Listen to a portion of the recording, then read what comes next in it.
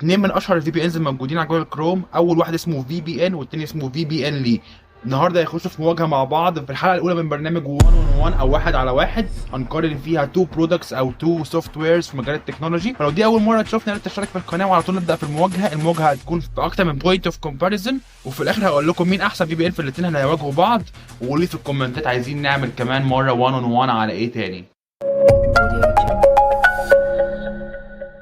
طيب اول حاجه عشان بس تكونوا فاهمين، التقييم هيكون على اكتر من بوينت اوف كومباريزون زي ما قلنا، لكن كل واحده ليها ويت مختلف. طب يعني ايه ويت اصلا؟ يعني مثلا ما ينفعش اقول لك ان واحد برايفسي بتاعته احسن من الثاني والثاني الانترفيس بتاعته احسن من الثاني شويه، فالاثنين يكونوا نفس الحاجه. لا، البرايفسي اهم من الانترفيس، فعشان كده البرايفسي هيكون ليها عامل اكبر وهيكون ليها ويت اعلى. بالشكل ده هنقدر في الاخر نوصل لاحسن في بي ان موجود من الاثنين دول، ودول يعتبروا من اعلى الفي بي انز الموجودين في كروم ستور. بالنسبه للبرايفسي واللوجينج، يعني ايه اصلا برايفسي واللوجينج؟ يعني الخصوصيه بتاعتك واذا كان هو بيسيف الحاجات اللي انت بتخش عليها بعد كده ولا لا. بالنسبه لفي بي ان ال واي او في بي ان لي، بيقول لك ان هو مش بيتراك البراوزنج بتاعك ولا بيسيف انت بتخش على ايه، ودي حاجه كويسه جدا وفعلا بتخلي البرايفسي حلو جدا. هو كمان موجود في سويسرلاند او في سويسرا، وده بيخضع للقوانين السويسريه اللي هي صارمه جدا في الموضوع ده، فده معناه ان في بي ان لي كويس جدا في البرايفسي. بالنسبه بقى للفي بي ان واللي هو الفي بي ان الثاني، هو برده كويس جدا وبيقول ان هو مش بيجيب البرايفسي، لكن هو مفيش اي ضمان لكده. ضمان في بي ان لي ان هو موجود في سويسرا، فعشان كده هندي الفي بي ان لي في البوينت دي 9 من 10، لكن هندي لفي بي ان 7 بس من 10. فكده في البرايفسي ده اخد 9 والثاني اخد 7. دلوقتي مع معيار السرعه واللي هو يعتبر واحد من اهم المعايير وعليه 20% من التقييم، فدلوقتي انا هستخدم التو في بي انز وبكونكت على 1 من السيرفرز، وبعدها هعمل سبيد تيست واشوف السرعه عامله ازاي. فاول حاجه هكونكت على في بي ان اهو، هكونكت عليه زي ما انتم شايفين. طب للامانه انا ما اعرفش الموقع اللي فات كان ايه مشكلته في السرعه، فهنخش على الموقع ده وبرضه هنستخدمه عشان نقيس الفي بي ان الثاني. فهو جايب دلوقتي 17 ميجا بتس، اوكي، ودي كانت السرعه اللي هو وصل لها في الاخر. دلوقتي هنجرب الفي بي ان الثاني، ودلوقتي هنشغل في بي ان لي بدل دلوقتي احنا طبعا كنا شغالين في بي ان، فهنشغل دلوقتي في بي ان لي ونجرب. ديسيبل طبعا لازم اعمل ديسيبل الاكستنشن الثانيه عشان نشغل ده. وتعالوا نحاول نشوف لو باريس موجوده كويس او فرنسا موجوده، عشان برضو نكون الدنيا يعني على قد ما نقدر برضو قريبه في التقييم. فعملنا دلوقتي كونكت على فرنسا، صح كده، عملنا كونكت على فرنسا، ونعمل كمان مره ريفرش ونشغل نشوف الدنيا هتبقى عامله ازاي هنا. بس وطلع في الاخر 14 ميجا بتس. طبعا هو بيقعد كتير يقعد يقيس السرعه اكتر من مره، وفي الاخر بيثبت على سرعه معينه اللي هي السرعه دي، ودي الديتيلز النهائيه بتاعت سرعه الانترنت بفي بي ان لي. وطبعا عشان يكون الموضوع عادل وعشان ندي سكور صح واكيوريت، يعني انا هقفل الفي بي ان دلوقتي واقيس السرعه عندي بالنت العاديه جدا، وبعدها هعمل ريشيو بالسرعات اللي وصل لها هنا وهنا عشان نعرف نديهم كام من 10. يعني مثلا 14، مثلا ليتس سي انا السرعه عندي 30، ف 14 على 30 هنشوف هتدينا كام، حوالي مثلا اقل من نص شويه، يبقى كده ياخد مثلا 4.5 من 10 حاجه زي كده. فاهمين؟ نقفل اهو في بي ان لي ديسكونكت فروم في بي ان لي، ونبدا نقيس السرعه عندي عادي جدا. ودي هي السرعه عندي اللي وصلت لها في الاخر، وهنعمل ريشيو دلوقتي ونطلع لكم النتائج.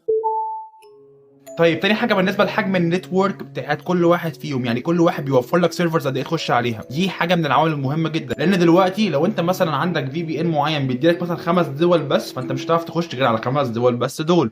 فهي دي الفكره، انت محتاج ان يكون عندك فرايتي كبيره جدا، ممكن تحتاج توصل لموقع مثلا في مكان ما يكونش في الفي بي ان ده، فعشان كده ده يعتبر عامل مهم جدا وبرده عليه ويت كبير جدا وهيكون 30%. طيب بالنسبه بقى للفي بي ان لي اللي هو في بي ان ال واي اللي كل مره بنبدا بيه ده، فهو عنده اراوند 20 سيرفرز بس او 20 سيرفر بس، فبيتيح لك انك تتوصل ل 20 سيرفر في دول مختلفه. كان بالنسبه للفي بي ان او الفي دبل اي بي ان، فده بيتيح لك انك توصل ل 2500 سيرفر كامل على مستوى العالم. صراحه اكتساح لفي بي ان في البوينت دي، وكمان ال 2500 سيرفر دول في 50 دوله مختلفه. صراحه تقييم في بي ان هنا هياخد 9 من 10، لكن في بي ان لي هياخد 4 من 10 عشان صراحه ده اكتساح كامل يعني. طيب بالنسبه بقى للبرايسنج، ودي حاجه مهمه جدا، الفي بي ان ده مدفوع ولا مش مدفوع؟ طبعا ده عامل مهم جدا وهياخد 15% من التقييم بتاعنا. بالنسبه للفي بي ان لي او في بي ان ال واي فهو كومبليتلي فري، مش هتحتاج تدفع اي حاجه، ودي ميزه كبيره جدا. لكن بالنسبه للفي بي ان فهو عنده تير فري، يعني انت ممكن تخش فري، لكن عشان تانلوك كل الفيتشرز او تخلي كل الفيتشرز موجوده بتدفع فلوس. وبيكون قد ايه السعر؟ بيكون بيبدا من $11 في الشهر، ده البيسك تير، واعلى تير فيهم اللي هي الماكس بتوصل ل $19 كاملين. وفي المقارنه دي هنكسب في بي ان لي او في بي ان ال واي ان هو طبعا كومبليتلي فري، فهنديله 9 من 10، لكن هندي لفي بي ان 5.5 من 10 لان هو برضو عنده الفري تير. واخر بوينت اوف كومباريزون عندنا هي هتكون عن الانترفيس وسهوله الاستخدام. لكن بصراحه انا شايف ان الاثنين سهلين جدا في الاستخدام. بتيجي هنا تخش على السيرفر اللي عايز تكونكت عليه، تعمل سيرش عادي وتعمل كونكت او ديسكونكت، ومن على الشمال هنلاقي settings والفريكوينتلي اسك كويستشنز وسبورت وشير وريد ذا اب. فده بصراحه سهل جدا، وفي بي ان ياخد 10 من 10.